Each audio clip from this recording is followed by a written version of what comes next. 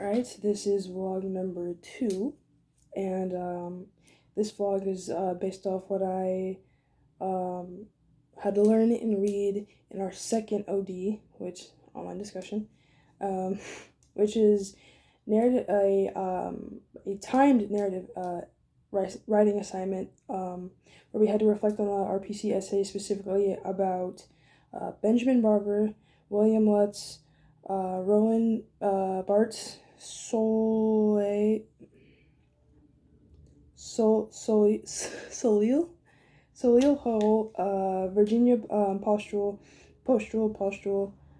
and Bill Bryson. Um, Overall, I feel Barbara had a really good chapter done. I liked how he talked about. By the way, I always kind of choose the parts that I can reflect and understand about more when it comes to taking parts of these the themes from these essays. And for this one, I really liked how we talked about companies making products that we don't really need. Um, and like without even referencing anything from what I wrote, what my peers wrote, or the prompt itself. Um, First thing I think about when I think of products we don't need are kind of those late night ads that I used to watch when I should have been asleep as a kid. Um, and it those and going into I forget what stores they are, but you would go into stores and they would always show the as seen on TV type of thing. It would always be those type of products that I know I didn't need. I knew I didn't need it. My mom knew I didn't need it, but they were just so intriguing. They're so different, so interesting. Um, but at the end of the day, we didn't need it. Um, and But the part I took with Barber was again just how companies will make products that we don't need. I mentioned the story about my dad growing up with his mom, and they weren't poor, but they were close enough. Some nights there wouldn't be enough to eat, so my grandma would always make sure that my dad and his two brothers had enough. Um, so they're used to my family on both sides has just a history of um, I guess maybe the word would be like minimalism for this.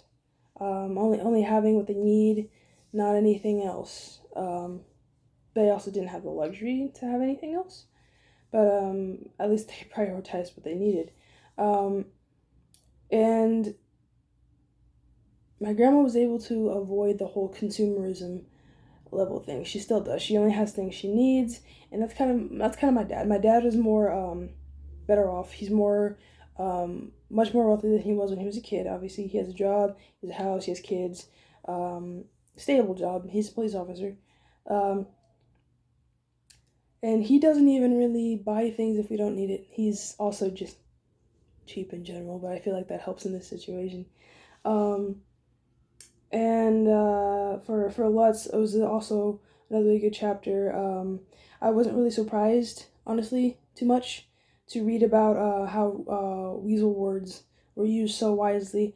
I've been aware of this for a very long time, and I used the story of when I was taking some sort of assignment for cybersecurity, and we had to kind of just find the spam emails, the emails that had viruses in them, and I was able to pick apart words in the emails that were obviously like if you clicked on it, it'd be a virus. Um, Unfortunately, to me, it's an obvious like don't click that, something's gonna happen, but it's not like that for everyone, and it's mostly like the older community that kind of falls prey to this most of all, and that's who those emails are kind of aimed at. Um, with apologies, with Barth's, this one was the most interesting chapter of or essay for this. I feel because I had a very strong connection with it. Um, Barth was talking about how to me the theme of this one was how basically um, the toys that girls and boys played with kind of played into more of like a gender role type of issue in the long run, which I liked this because I was the exact opposite. I didn't play with dolls, um, not really anyway. I don't know. I wouldn't play with dolls. I would rather play with like RC cars, RC anything. Legos. Legos was a huge thing I would play with.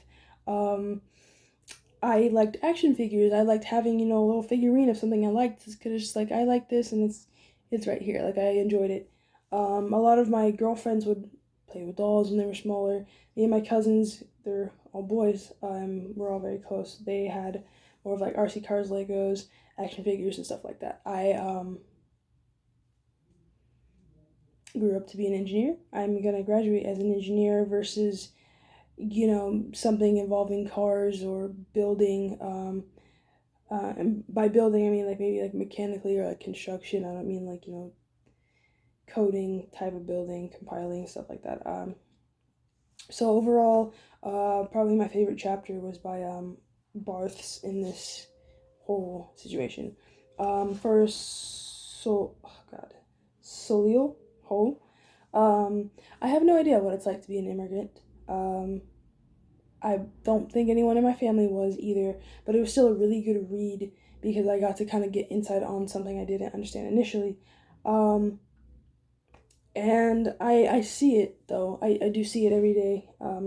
Sort of trying to ingrain yourself in a culture that you don't represent with and that might not necessarily like you either. Um, faced so much coming to America as far as like getting teased about every little nuancy thing, which seems to be kind of just the American way, unfortunately. People will argue that.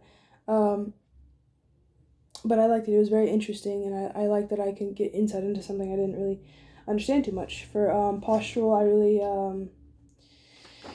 I also felt this because it hurt a little bit as a entrepreneur, want to be type of thing. I have a huge grudge against big tech, so specifically FANG, so Facebook, Apple, Amazon, Netflix, and Google.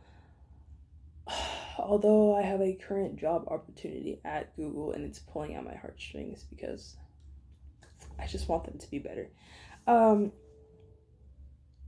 but no matter how you kind of push it, small businesses and restaurants always suffer because of big tech just coming in and